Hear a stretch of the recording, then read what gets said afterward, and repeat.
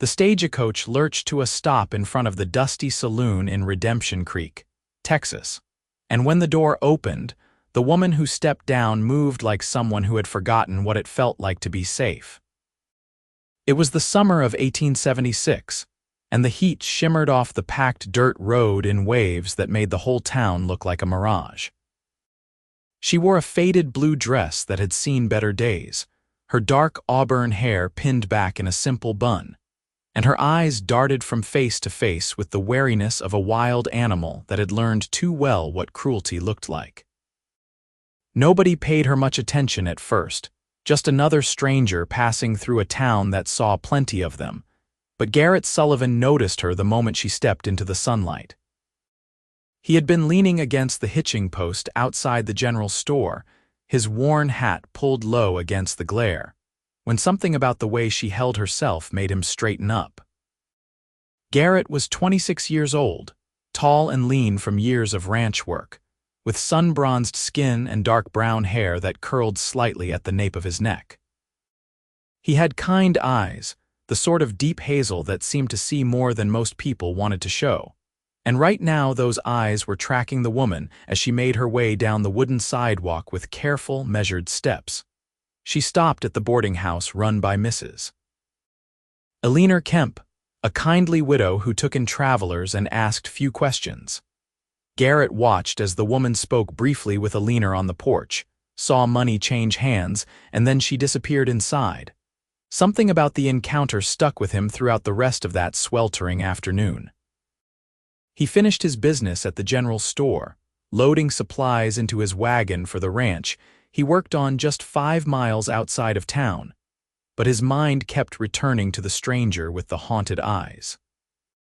That evening, Garrett found himself back in town, ostensibly to have a drink at the saloon, but really because something was pulling him back. He told himself it was foolish, that he had no business concerning himself with every drifter who came through Redemption Creek, but the feeling persisted. He was nursing a whiskey at the bar when Eleanor Kemp came in, which was unusual enough to draw attention. The widow rarely frequented the saloon. "Garrett Sullivan," she said, spotting him immediately.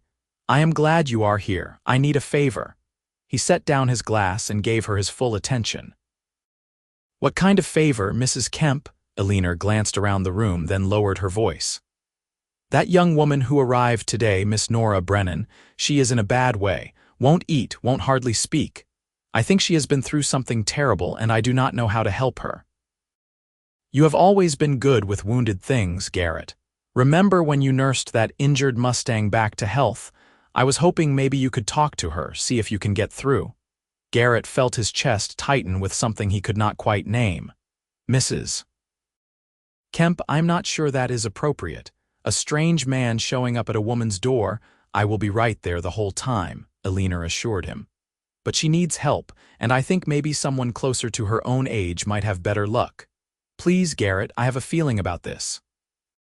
He could never say no to Eleanor Kemp, who had been kind to him when he had first arrived in Redemption Creek 3 years ago with nothing but the clothes on his back and a strong work ethic.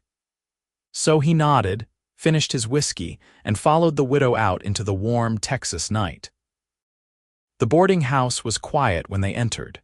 Eleanor led him up the narrow staircase to the second floor, where she knocked gently on the third door. "Miss Brennan, it is Eleanor. I have brought someone I think you should meet. His name is Garrett Sullivan, and he is one of the good ones." "May we come in?" There was a long silence, then a soft voice said, "All right." Eleanor opened the door slowly. The room was simple but clean, with a narrow bed, a washstand, and a single window that looked out onto the street. The woman, Nora, was sitting on the edge of the bed, her hands folded in her lap. She looked up as they entered, and Garrett saw the fear flash across her face before she schooled her features into careful neutrality. "Miss Brennan, this is Garrett Sullivan," Eleanor said gently. "He works on the Hastings Ranch just outside of town. He is a good man, and I thought perhaps you two might talk for a bit." Garrett removed his hat and held it in his hands, trying to appear as non-threatening as possible. "Evening, Miss Brennan. Mrs. Kemp is worried about you. Thought maybe I could help somehow." Nora's eyes flickered between them, and for a moment Garrett thought she might ask them to leave. But then she seemed to deflate slightly, as if the effort of maintaining her guard was too much. "I do not need help," she said quietly. "I just need a place to stay for a few days until I figure out where to go next." "Where are you coming from?" Garrett asked, keeping his voice gentle. He pulled out the room's single chair and sat down, wanting to be at her eye level rather than looming over her. "Louisiana," Nora said after a pause. "New Orleans. That is a long way to travel alone. I had no choice." Her voice was barely above a whisper. Elinor moved to sit beside Nora on the bed, and Garrett noticed how the younger woman tensed at the proximity before forcing herself to relax. "My dear," Elinor said softly, "whatever you are running from, you are safe here. Redemption Creek may be small, but we take care of our own." Something in Elinor's words seemed to crack Nora's careful composure. Her eyes filled with tears, and she pressed her hand to her mouth as if trying to hold back a sob. "You do not understand. You cannot. If he finds me, who?" Garrett asked, leaning forward. "Who are you afraid of, Miss Brennan?" Nora shook her head, tears now streaming down her face. "I cannot talk about it. I cannot." Elinor put an arm around her shoulders, and this time Nora did not tense. Instead, she turned into the widow's embrace and wept. Garrett felt helpless, useless, watching this woman fall apart and not knowing how to fix it. He was good with animals and ranch work, good with his hands and solving practical problems, but this was something else entirely. When Nora's tears finally subsided, she pulled away from Elinor and wiped at her face with shaking hands. "I am sorry. I should not have done that." "Nonsense," Elinor said firmly. "You cry as much as you need to. Now, when was the last time you ate? I am not hungry." "That was not what I asked." Elinor stood up, all business now. "I am going to bring you up some soup and bread. You will eat it, and then you will try to get some rest. Garrett will stay here with the door open so you know you are safe. Is that agreeable?" Nora looked at Garrett with those wary, wounded eyes, and he found himself wanting more than anything to prove he was worthy of whatever small trust she might offer. "I will just sit right here," he said. "Won't even say a word if you do not want me to, but Mrs. Kemp is right. You need to eat." Nora nodded slowly, and Elinor bustled out of the room. The silence that fell between Garrett and Nora was heavy but not entirely uncomfortable. He could hear the sounds of the town outside, horses moving down the street, voices from the saloon, the distant bark of a dog. After a few minutes, Nora spoke. "Why are you doing this?" she asked. "You do not know me." Garrett considered the question. "I suppose because Mrs. Kemp asked me to, and because you look like you could use a friend. I know what it is like to feel alone and scared, Miss Brennan. I have been there myself." "You," she sounded skeptical. "You look like you have never been afraid of anything in your life." He smiled ruefully. "Looks can be deceiving. I came to Texas running from something too. Different circumstances, maybe, but I understand what it feels like to need a fresh start." Nora studied him with new interest. "What were you running from?" "Expectations," Garrett said honestly. "A life that was laid out for me that I did not want. My family back in Virginia had plans and I had different ones. Caused quite the uproar when I left. Do you regret it?" "Not for a single day." He met her eyes steadily. "Sometimes the bravest thing you can do is walk away from what is hurting you and toward something better, even if you do not know what that something better looks like yet." Before Nora could respond, Elinor returned with a tray bearing a bowl of steaming soup, thick slices of bread, and a cup of water. She set it on the small table near the window and gestured for Nora to come eat. The younger woman obeyed, moving slowly as if her body ached. When she reached for the bread, her sleeve rode up slightly, and Garrett caught a glimpse of bruising around her wrist, the yellow-green color of something that was healing but had been bad. His jaw tightened, but he said nothing. Nora ate mechanically, clearly forcing herself to swallow each bite. Elinor kept up a gentle stream of conversation about the town, pointing out the window to show where things were located. The church, the schoolhouse, the blacksmith, the doctor's office. Normal things, safe things, the framework of a community that functioned and cared for its members. When Nora had eaten about half the soup and one slice of bread, she pushed the bowl away. "I cannot eat any more, I am sorry." "That is fine, dear," Eleanor said. "You did well. Now I think you should rest. Garrett and I will leave you be, but if you need anything at all during the night, you just call out. My room is right next door." Nora nodded, exhaustion evident in every line of her body. Garrett stood, replacing his hat on his head. "Good night, Miss Brennan. I hope you sleep well."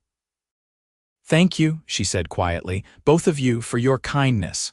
Out in the hallway with the door closed behind them, Eleanor turned to Garrett with worried eyes. "That poor girl, something terrible has happened to her." "I saw the bruises on her wrist," Garrett said grimly. "Someone has been hurting her." "We must help her, Garrett. I do not know how yet, but we must." "We will," he promised. "Let her rest tonight, and tomorrow I will come back. Maybe she will be ready to talk more then." But Garrett found he could not leave town right away. He went back to the saloon, back to his spot at the bar, and sat there thinking about Nora Brennan and her frightened eyes. Who had hurt her? A husband, a father, someone else? And what could he do to help?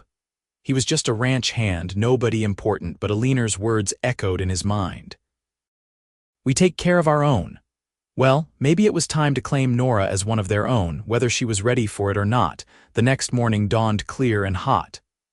Garrett finished his chores at the Hastings Ranch in record time, earning a curious look from his boss, James Hastings, but no questions. By 10 o'clock, he was back in Redemption Creek, stopping first at the general store to buy a few things he thought Nora might need. Some lavender soap that the storekeeper swore was good for calming nerves, a pretty blue ribbon that matched her dress, and a bag of peppermint candies.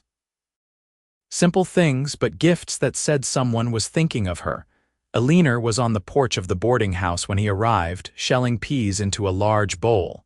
She smiled when she saw him. "I had a feeling you would be back early. She is in the sitting room." "Been there since breakfast, just staring out the window." "Go on in." Garrett found Nora exactly where Eleanor had said, sitting in a worn armchair near the front window. She wore the same dress as yesterday, and her hair was neatly pinned again, but she looked like she had not slept at all. Dark circles shadowed her eyes, and she jumped when he cleared his throat. "Sorry," he said quickly. "Did not mean to startle you. I brought you a few things." Nora looked at the parcels in his hands with confusion. "For me? Why? Thought you might like them." He set them on the small table beside her chair. "Nothing fancy, just some soap and such." She opened the paper, wrapping carefully, as if the contents might bite her. When she saw the lavender soap, she brought it to her nose and inhaled deeply, and for the first time since he had met her, something like peace crossed her face. "Lavender," she murmured. "My mother used to grow lavender in our garden. Where is your mother now?" Garrett asked gently, settling into the chair across from her. "Dead," Nora said flatly. 5 years ago, yellow fever. I am sorry. My father died the year after. That is when everything changed." She set the soap down carefully, her fingers trembling. "That is when Marcus came into my life." Garrett waited, sensing that this was important, that Nora was finally ready to share her story. Outside, he could hear Eleanor still shelling peas, the rhythmic sound oddly comforting. "Marcus Delacroix," Nora continued, her voice hollow. "He was a business associate of my father's. Rich, powerful, well-connected in New Orleans society. When my father died and left me alone, Marcus offered to help manage my inheritance. He seemed kind at first, attentive. People told me I was lucky that such an important man was taking an interest in me." "But he was not kind," Garrett said, feeling anger start to burn in his chest. "No," Nora's laugh was bitter. "He was a monster. Once he had control of my money, he started to change, became possessive, controlling. He said we were going to be married, that I belonged to him. When I tried to refuse, Her voice broke and she wrapped her arms around herself. Garrett wanted to reach out to offer comfort, but he did not want to frighten her. "You do not have to tell me if it is too hard." "I want to," Nora said fiercely. "I need someone to know." Marcus would beat me when I defied him. He had a whip, a riding crop that he kept in his study. He used it on my back, where the marks would not show in public. He said I needed to learn obedience, that a wife needed to be properly disciplined. The rage that surged through Garrett was white-hot and righteous. He gripped the arms of his chair hard enough that his knuckles went white, fighting to keep his voice calm. "How did you get away?" One of the household servants, a woman named Marie who had been with my family since I was a child. She saw what Marcus was doing to me and she helped me escape. She stole money from Marcus's safe, bought me a stagecoach ticket, and got me out of New Orleans in the middle of the night. I have been traveling for 3 weeks, always looking over my shoulder, always afraid he would find me. "He is not going to find you here," Garrett said firmly. "And even if he does, he will have to go through me first." Nora met his eyes and he saw surprise there and something else. Hope, maybe, fragile and tentative, but there. "You barely know me." "Why would you put yourself at risk for a stranger?" "Because it is the right thing to do," Garrett said simply. "And because you are not a stranger anymore. You are Nora, and you deserve to be safe and happy and free. That Marcus Delacroix has no claim on you, no matter what he might think." Tears welled in Nora's eyes again, but this time they seemed different, not tears of despair but of relief. "I do not know how to repay you for your kindness." "You do not need to repay anything, just let us help you, let me help you." He leaned forward, his expression earnest. "I know today is only our second meeting, but I would like to be your friend, Nora, if you will have me." She nodded slowly, a small smile touching her lips for the first time. "I would like that, Garrett." They talked for the rest of that morning, the conversation flowing more easily now that the worst of Nora's story was out in the open. Garrett told her about his work at the Hastings Ranch, about the horses he helped train and the cattle drives he went on. He told her about Redemption Creek and its people, painting a picture of a community that was rough around the edges but fundamentally good-hearted. Nora, in turn, began to relax, her shoulders losing some of their rigid tension. When Alina called them for lunch, they ate together at the big kitchen table, and Garrett was pleased to see Nora eat with more appetite than she had shown the night before. After the meal, he stood to leave, knowing he needed to get back to the ranch for the afternoon's work. "Will you come back tomorrow?" Nora asked, and there was something vulnerable in the question that made Garrett's heart ache. "If you want me to, I will come back every day," he promised. "I want you to." That became their pattern over the next 2 weeks. Garrett would finish his morning work at the ranch, then ride into town to spend time with Nora. Sometimes they would sit in Alina's parlor and talk. Sometimes they would take walks around town, with Garrett introducing Nora to people and watching as she slowly began to believe that maybe she could have a life here. The townspeople, for their part, accepted her readily. Alina had spread the word that Nora was recovering from a difficult situation, and the good people of Redemption Creek rallied around her without needing to know all the details. Nora got a job helping at the general store, which gave her a sense of purpose and a small income. She moved from the boarding house to a tiny cabin on the edge of town that she could afford to rent. Garrett helped her move her few possessions, which consisted mainly of the clothes she had brought from New Orleans and the items people had given her since arriving. It was a warm evening in late July when Garrett stopped by Nora's cabin to bring her a rocking chair he had made for her front porch. He had spent his evenings at the ranch workshop building it, wanting to give her something that spoke of permanence, of staying. When he carried it up to the porch and set it down, Nora came out and gasped with delight. "Garrett, you made this for me?" "Thought you could use a comfortable place to sit and watch the sunsets," he said, suddenly feeling shy. "Try it out." Nora sat down and rocked gently, her face lighting up with genuine happiness. "It is perfect. Thank you so much." Garrett sat down on the porch steps and they fell into their usual easy conversation, but tonight felt different somehow, charged with something Garrett was afraid to name. He had known for at least a week that he was falling in love with Nora Brennan, but he had kept that knowledge locked away, afraid it was too soon, afraid he would scare her off. "Can I ask you something?" Nora said suddenly, her rocking chair creaking softly. "Anything? Why are you not married?" A man like you, kind and hardworking and handsome. Surely there must be women in town who have set their cap for you.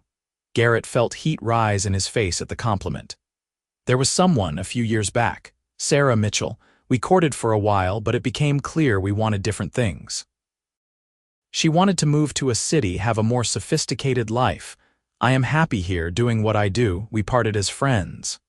Do you ever regret it, not going with her? No, he said honestly. I think I always knew she was not the right person for me. When you find the right person, you should not have to change everything you are to make it work. Nora was quiet for a moment. I think you are right about that. Marcus wanted me to be someone I was not, a meek, obedient decoration on his arm. I tried to be that person because I was afraid, but I hated every moment of it. You never have to be anything but yourself, Nora. What you are is more than enough. She stopped rocking and looked at him intently. Garrett Sullivan, you are a good man, the best I have ever known. The moment stretched between them, full of things unsaid. Garrett wanted to tell her how he felt, wanted to ask if she might ever feel the same way, but he held back. It was too soon. She needed time to heal, to become strong again. He would wait as long as it took. But then Nora spoke again, her voice soft. Would you help me with something? It is a lot to ask, but I trust you. Anything? My back, the scars from Marcus's whip. I have been putting salve on them, but I cannot reach all of them. They still hurt sometimes, and I think some of them might be getting infected. Could you help me tend to them? Garrett's throat went tight. Of course. Do you have the salve inside? Come with me. Nora's cabin was small but cozy. She had made it her own with curtains she had sewn and wildflowers in a jar on the table. She lit a lamp against the gathering dusk and handed Garrett a tin of salve that smelled of comfrey and calendula. Then, with shaking hands, she began to unbutton the back of her dress. I will leave my chemise on, she said, but I need to lower it enough for you to see. I will be as gentle as I can, Garrett promised, his heart pounding. When Nora lowered the back of her chemise, Garrett had to fight to keep his expression neutral and his touch steady. Her back was a map of pain, covered in scars that ranged from faded white lines to angry red welts that were indeed showing signs of infection. Some of the scars crossed over each other, evidence of repeated abuse, and Garrett felt tears prick at his eyes at the thought of what this brave woman had endured. Nora, he whispered, his voice breaking, I am so sorry this happened to you. It is not your fault. I know, but I am still sorry. He opened the tin of salve and dipped his fingers in, then began to trace the scars gently, applying the medicine with the utmost care. Nora flinched at the first touch but then relaxed, and as Garrett worked, he found himself speaking without thinking. You are the strongest person I have ever met. To survive this, to escape, to start over, you are incredible. I do not feel strong, Nora said quietly. Most days I feel terrified. Being scared does not mean you are not strong, it means you are human. He moved to another scar, his fingers tracing the raised line with infinite gentleness. I promise you, Nora, as long as I am alive, nobody is ever going to hurt you like this again. You are safe here. You are safe with me. Nora made a soft sound, and Garrett realized she was crying. Why are you so good to me? He paused, then decided to risk the truth. Because I care about you. More than I probably should, given that we have only known each other a few weeks. But I cannot help it, Nora. You have gotten under my skin and into my heart, and I am not sorry about it. There was a long silence. Garrett continued tending to her scars, making sure everyone was covered with the healing salve. When he was finished, he gently pulled her chemise back up and turned away to give her privacy to refasten her dress. Garrett, Nora said finally, look at me. He turned back to find her fully dressed again, her face wet with tears but her eyes clear and determined. I care about you too, she said. I have been trying not to, trying to tell myself it is too soon and I am too broken and you deserve better than someone with my past. But the truth is, you make me feel safe in a way I have never felt before. You make me feel like maybe I could have a future worth living. You can, Garrett said fervently, crossing the small space between them. You can have any future you want, Nora. And if you want me to be part of it, I would be honored. "I want that," she whispered. "I want you." Garrett reached out slowly, giving her time to pull away if she wanted to. When she did not, he cupped her face gently in his hands, his thumbs brushing away her tears. "May I kiss you?" "Yes." The kiss was soft and sweet, full of promise and hope. Garrett kept it gentle, mindful of everything Nora had been through, letting her set the pace. When they pulled apart, both were smiling.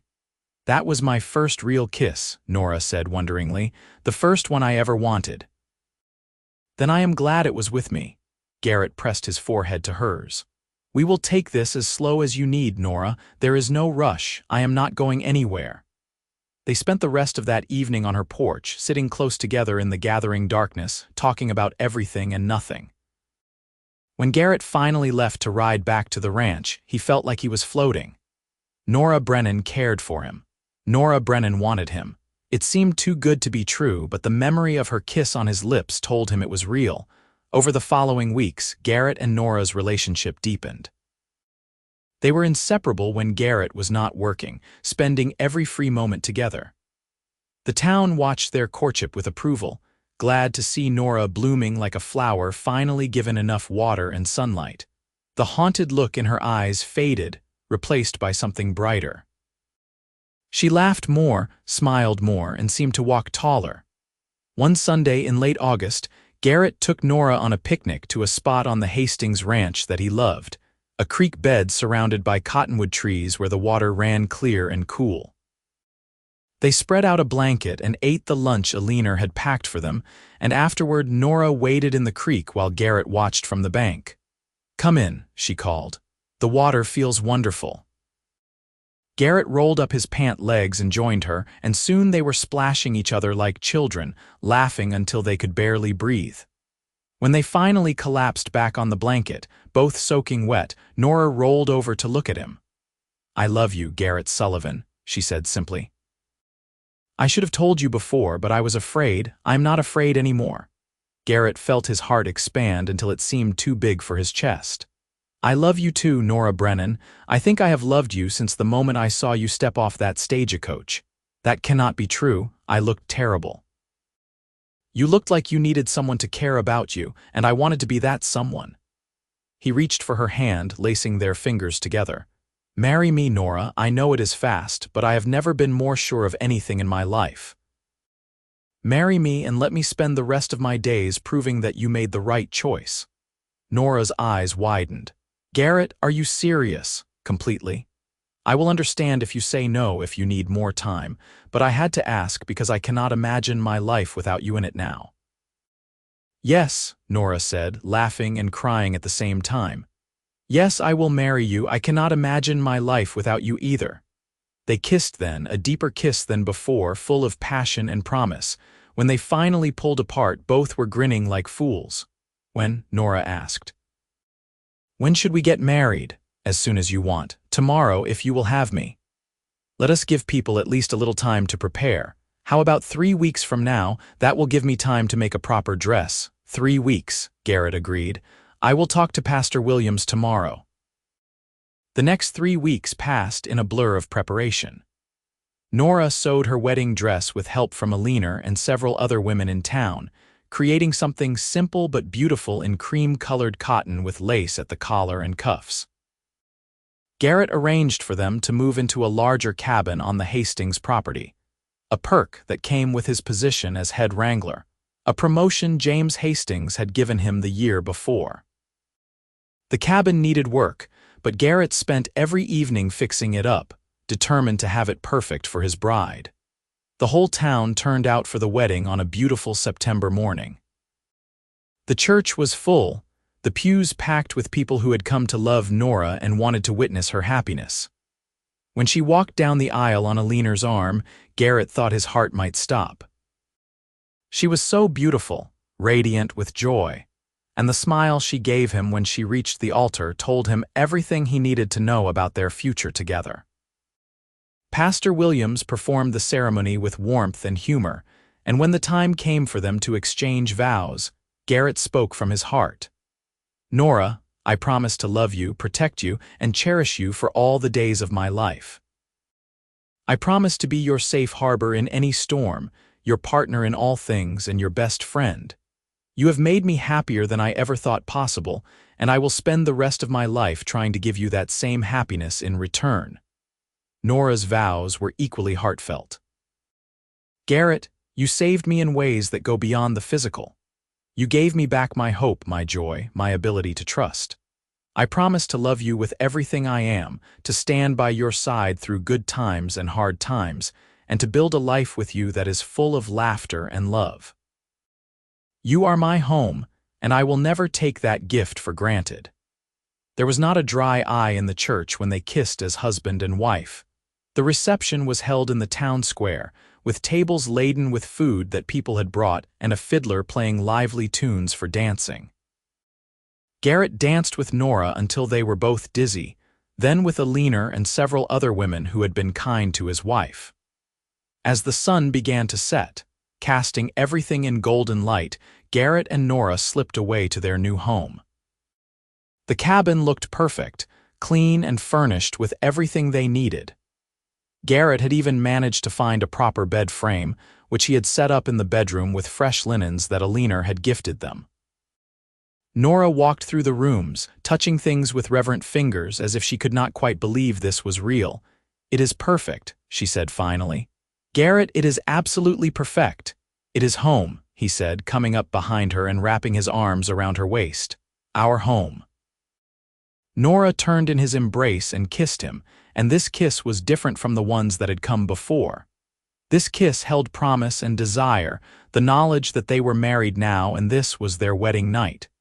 Garrett broke away first, searching her face. "Nora, we do not have to do anything you are not ready for. I meant what I said about taking things at your pace." "I know," she said softly, "but I am ready, Garrett. I want this. I want you. Are you sure?" "I have never been more sure of anything." Garrett lifted her in his arms, making her laugh with surprise, and carried her to the bedroom. He set her down gently and began to help her out of her wedding dress, his movements slow and careful. Nora's hands were equally gentle as she undressed him, and when they finally lay together in their marriage bed, Garrett took his time showing her how much he loved her. Later, as they lay tangled together in the moonlight streaming through the window, Nora traced patterns on Garrett's chest. "Thank you," she whispered. "For what? For being patient with me, for making tonight beautiful, for everything."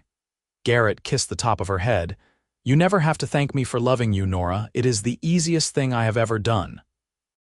They fell asleep wrapped in each other's arms, and Garrett thought he had never been so content in his entire life. The first year of their marriage was full of joy and discovery. Nora proved to have a natural way with horses, and soon she was helping Garrett with the training. James Hastings was impressed and gave them more responsibilities which came with better pay. They saved their money carefully, talking about their dreams for the future. Nora's nightmares, which had plagued her for months, gradually became less frequent. There were still hard nights when she would wake up crying, convinced that Marcus had found her, but Garrett was always there to hold her and reassure her that she was safe. The scars on her back faded to silvery lines, and while Nora said she would carry them forever, she no longer felt defined by them. "They are part of my story," she told Garrett one night as he traced them gently with his fingertips, something that had become a ritual of comfort between them. "But they are not the whole story. The whole story includes you and this life we are building and the happiness I never thought I would find." In the spring of 1877, Nora discovered she was pregnant. She told Garrett one evening after dinner, her eyes shining with a mixture of joy and nervousness. "I am going to have a baby," she said. "We are going to have a baby." Garrett whooped with joy and swept her into his arms, spinning her around until she was laughing and begging him to stop before she got dizzy. "A baby," he kept saying, as if he could not quite believe it. "We are going to be parents. Are you happy?" Nora asked, suddenly uncertain. "Happy, Nora, I am over the moon. This is the best news I have ever received." The pregnancy was not easy for Nora. She was sick for the first few months, and Garrett hovered over her like a worried mother hen until she told him to stop fussing. But as her belly grew and she began to feel the baby move, her joy overshadowed any discomfort. Garrett would spend hours with his hand on her stomach, marveling at the life they had created together. "Do you think it will be a boy or a girl?" Nora asked one evening. "I do not care either way," Garrett said honestly. "As long as you both come through healthy, I will be happy." "I think it is a boy," Nora said. "He is so active, always kicking. I think he has your energy." "Or your determination," Garrett countered with a smile. On a cold December night, with snow falling softly outside and a leaner and the town doctor in attendance, Nora gave birth to a son. The labor was long and difficult, and there were moments when Garrett, pacing outside the bedroom door, feared he might lose both of them. But Nora was strong, stronger than anyone gave her credit for, and when he finally heard the baby's first cry, he nearly collapsed with relief. Alina opened the door, her face tired but smiling. "You have a son, Garrett, and Nora is asking for you." Garrett burst into the room to find his wife propped up in bed, exhausted and sweaty but beaming as she held a tiny bundle wrapped in blankets. "Garrett, look at him. He is perfect." Garrett sat carefully on the edge of the bed and looked down at his son for the first time. The baby had a shock of dark hair and was wailing lustily, his little face scrunched up in displeasure at being born. Garrett felt tears stream down his face as he reached out to touch the impossibly small hand. "He is beautiful," he whispered. "You are beautiful. Nora, you are amazing. Do you want to hold him?" Nora asked. Garrett took his son with trembling hands, cradling the baby against his chest. The infant quieted almost immediately, seeming to recognize his father's heartbeat. "Hello there, little one," Garrett murmured. "Welcome to the world. I am your papa, and I promise I am going to take such good care of you." "What should we name him?" Nora asked. They had discussed names for months but had never quite settled on one. Now, looking at his son, Garrett knew. "How about Thomas, after your father?" Nora's eyes filled with fresh tears. "Thomas," she repeated. "Yes, Thomas Garrett Sullivan." "Thomas Garrett Sullivan," Garrett echoed, smiling down at the baby. "It is perfect." The weeks following Thomas's birth were a blur of sleepless nights and constant feedings, but Garrett and Nora navigated it together with the same teamwork they brought to everything else. Garrett would walk Thomas around the cabin in the middle of the night when the baby was fussy, singing soft lullabies he half remembered from his own childhood. Nora would watch them with such love in her eyes that Garrett felt like the luckiest man alive. As Thomas grew from an infant into a toddler, his personality emerged. He was curious and fearless, always getting into things he should not and keeping his parents on their toes. He had Nora's auburn hair and Garrett's hazel eyes, and everyone in town agreed he was one of the most beautiful children they had ever seen. When Thomas was 2 years old, Nora became pregnant again. This pregnancy was easier than the first, and in the summer of 1880 she gave birth to twin daughters. They named them Sarah, after the grandmother they would never meet, and Grace, because Nora said their very existence was a grace she had not deserved but was grateful for anyway. With 3 children under the age of 4, the cabin that had seemed perfect for newlyweds suddenly felt cramped. Garrett and James Hastings worked out an arrangement where Garrett would buy a parcel of land from the ranch and build a proper house on it. It took 2 years of work, with Garrett laboring every spare moment he had, but finally the house was finished. It was a beautiful 2-story structure with 4 bedrooms, a large kitchen, and a porch that wrapped around 3 sides.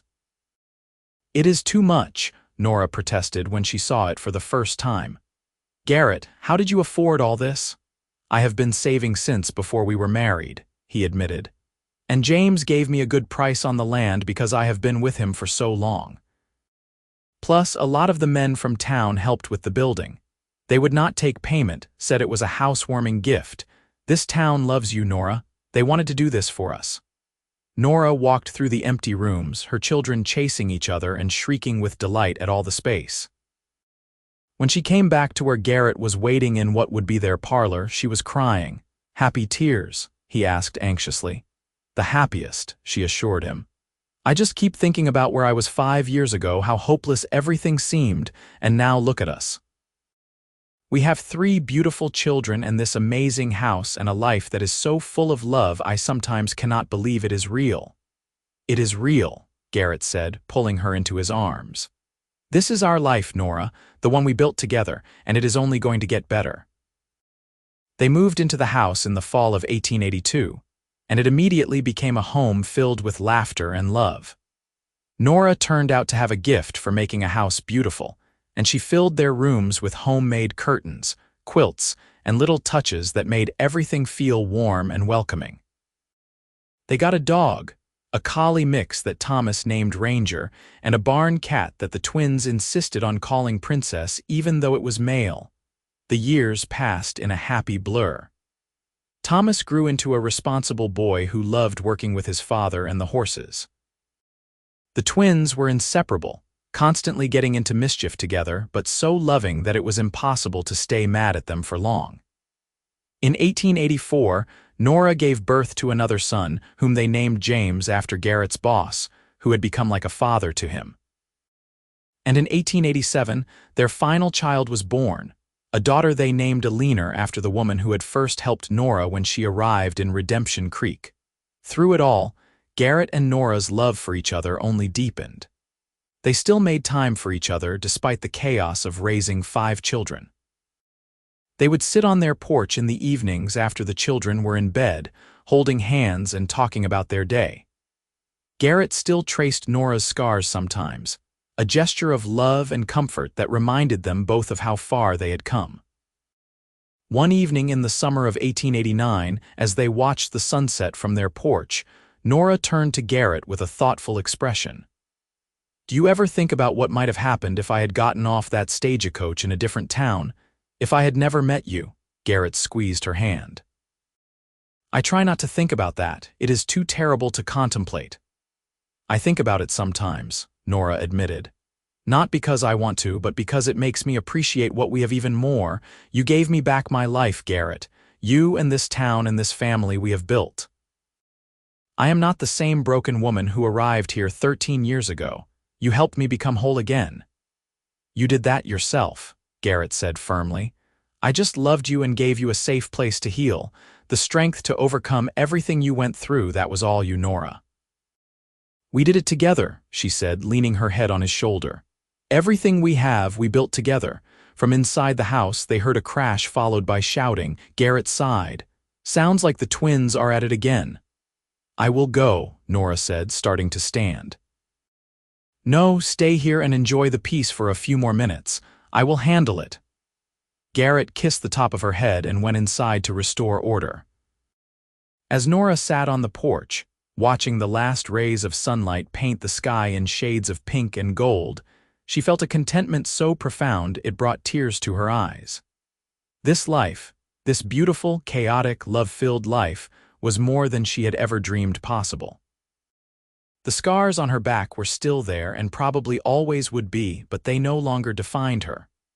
She was Nora Sullivan, wife and mother, beloved member of the Redemption Creek community, and the happiest woman in Texas.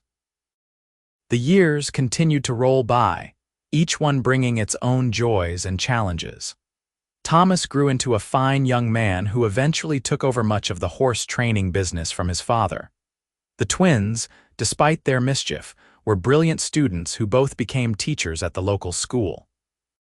James showed an early aptitude for mathematics and went on to study engineering. Little Alina, the baby of the family, had her mother's kind heart and became a nurse. Garrett and Nora grew old together, their love as strong at 50 as it had been at 25. They became grandparents and then great-grandparents, and their house was always full of family. On their 30th wedding anniversary in 1906, their children threw them a party that included half the town. Garrett stood up to give a speech, his hair now silver but his eyes still that same warm hazel that Nora had fallen in love with. 30 years ago I married the love of my life," he said, his voice strong despite his age. "I have never regretted it for a single day. Nora, you have made me the happiest man alive. You have given me 5 incredible children, more grandchildren than I can count, and a lifetime of memories I will treasure forever. I love you more today than I did the day we met, and I will love you until my last breath and beyond." Nora stood and went to her husband, and they kissed to the cheers and applause of everyone gathered. "I love you too," she whispered against his lips, "always and forever." They danced together that night, moving slowly to the music, and everyone who watched them could see the deep abiding love that had carried them through 3 decades of marriage. They had weathered storms together, literal and figurative. They had lost loved ones and celebrated new lives. They had built not just a family, but a legacy of love and kindness that would continue long after they were gone. As the party wound down and their children and grandchildren began to leave, Garrett and Nora stood on their porch one last time, watching the stars come out in the vast Texas sky. "Do you remember the first time I brought you out to look at the stars?" Garrett asked. "It was just a few weeks after we met." "I remember," Nora said. "I was so scared of everything back then, scared of trusting you, scared of hoping for something better. And now I am not scared at all. Because I know that whatever comes, we will face it together, just like we always have." Garrett pulled her close, and they stood there in the quiet darkness, 2 souls who had found each other against all odds and built something beautiful. The scars on Nora's back had long since faded to the point where they were barely visible, but Garrett could still trace their paths from memory. They were a reminder not of pain, but of survival, of strength, of the journey that had brought Nora to him and him to her. "Thank you," Garrett said softly. "For what?" "For stepping off that stagecoach, for staying in Redemption Creek, for taking a chance on a simple cowboy who fell in love with you at first sight, for giving me the best life I could have ever imagined." "Right back at you," Nora said, smiling up at him. "I would do it all again in a heartbeat." They went inside together, hand in hand, ready for whatever the future held, because they had each other and that was all they needed. The woman who had arrived with scars across her back from whips had found safety, love, and a happiness beyond measure. And the cowboy who had traced those scars gently and promised safety had kept that promise every single day of their lives together. Their story became legend in Redemption Creek, passed down through generations as an example of what love and compassion could accomplish. Long after Garrett and Nora had passed from this world, their descendants would gather and tell the story of how their great-grandparents had met, how a broken woman had found healing in the arms of a gentle cowboy, and how together they had built a love story for the ages. And in every telling, the message was the same, that no matter how dark things seem, there is always hope. That kindness and love can heal even the deepest wounds, that everyone deserves safety, respect, and the chance to build a better future. These were the lessons Garrett and Nora had taught not just through their words but through the way they lived their lives, and their legacy endured long after they were gone. The house they built still stood 100 years later, lovingly maintained by their descendants. The porch where they had spent so many evenings still wrapped around 3 sides, and people still came to sit there and watch the sunset, feeling the echoes of the great love that had once made this place a home. The town of Redemption Creek grew and changed over the decades, but it never lost the sense of community that had welcomed a scared woman off a stagecoach and given her a second chance at life. In the cemetery on the hill overlooking the town, 2 headstones stood side by side. Garrett Sullivan, 1850 to 1920, beloved husband, father, and friend. Nora Sullivan, 1852 to 1922, beloved wife, mother, and survivor. They had lived long lives and died peacefully in their sleep, just 2 years apart because neither could bear to be without the other for long.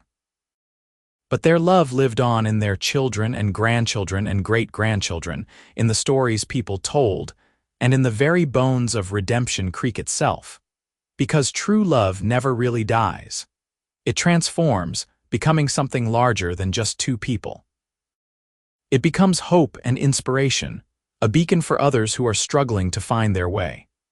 Garrett and Nora's love was that kind of love, the kind that changed not just themselves but everyone they touched. And in the end, that was the greatest legacy they could have left behind. The woman who arrived with scars across her back from whips had found more than just safety with the cowboy who traced them gently and promised protection. She had found home. She had found purpose. She had found a love that would literally last beyond her lifetime, rippling out through generations like waves from a stone thrown into still water. And the cowboy had found the same, discovering that the greatest adventure of his life was not taming wild horses or driving cattle across the plains, but simply loving one broken woman back to wholeness and building a life with her that was full of joy and meaning.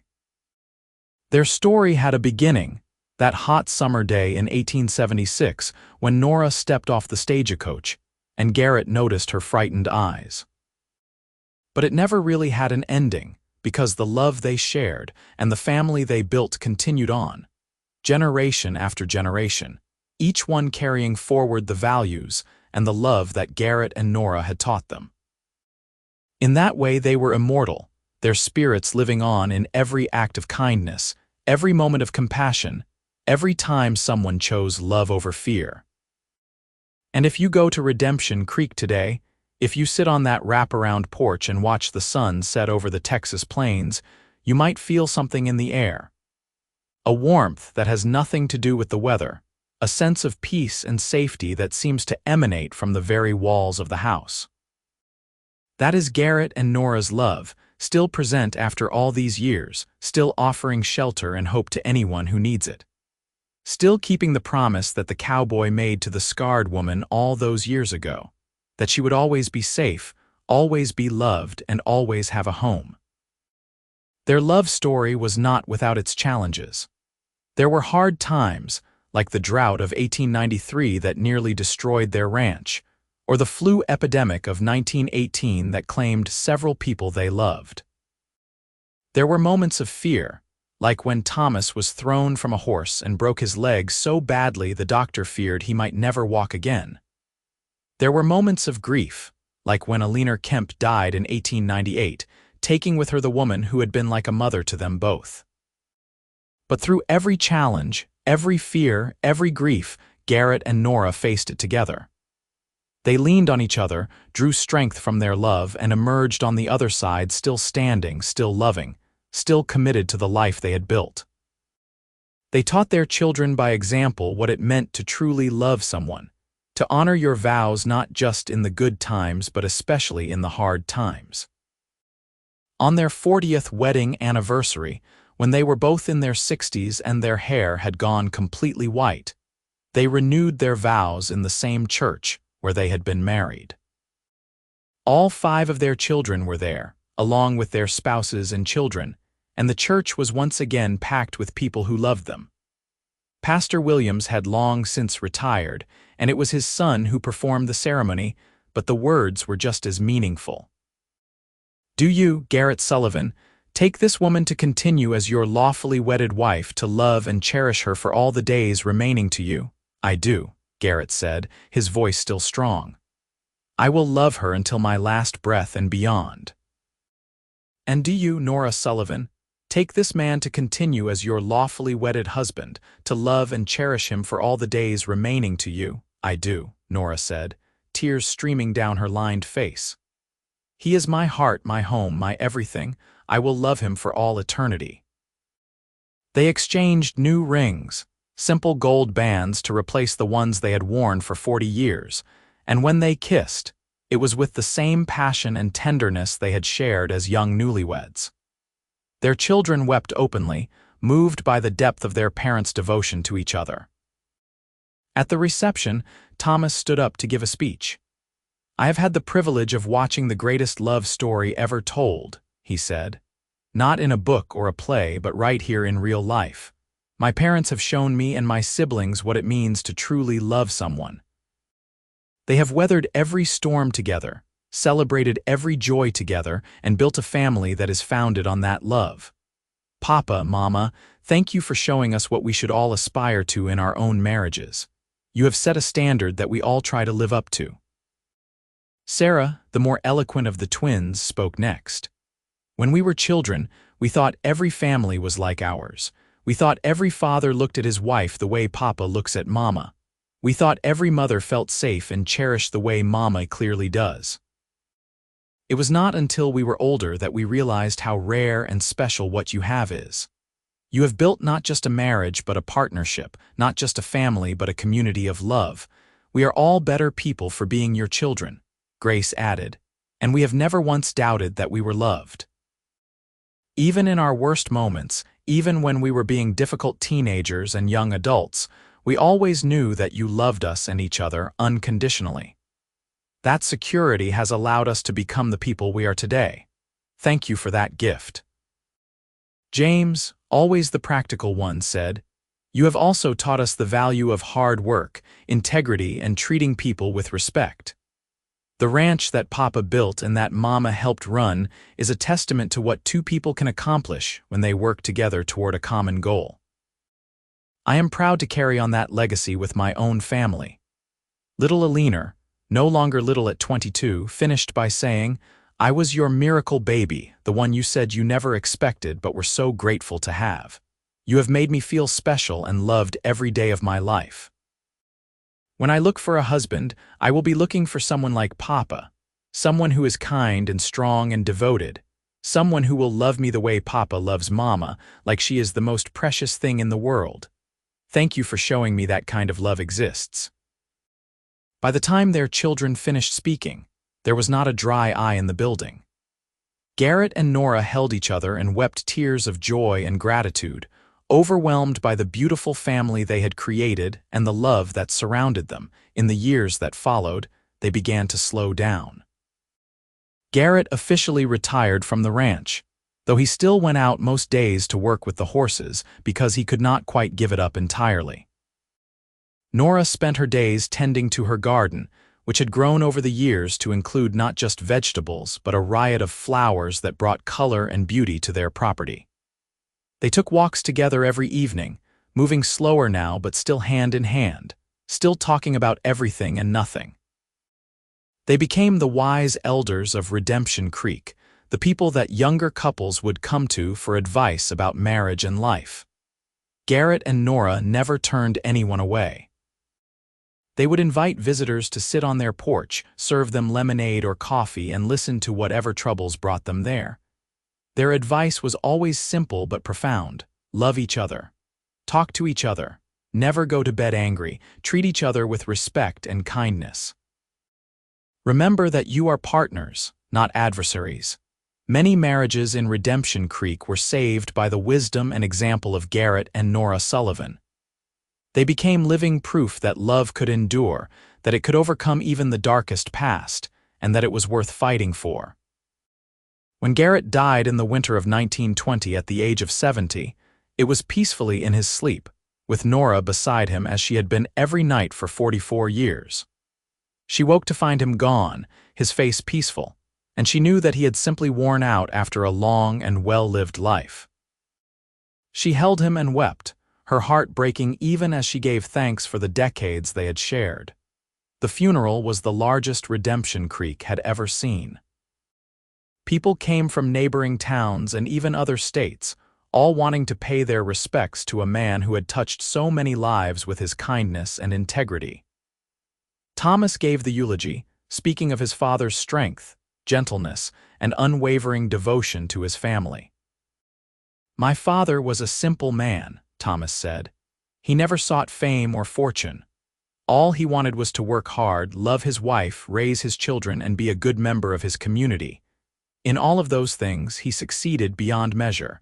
The world is a better place because Garrett Sullivan was in it." Nora made it through the funeral with quiet dignity, supported by her children and grandchildren.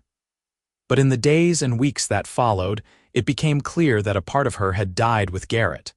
She still functioned, still went through the motions of living, but the light had gone out of her eyes. She spent hours sitting on their porch, rocking in the chair Garrett had made her all those years ago, staring out at the horizon as if waiting for him to come riding home.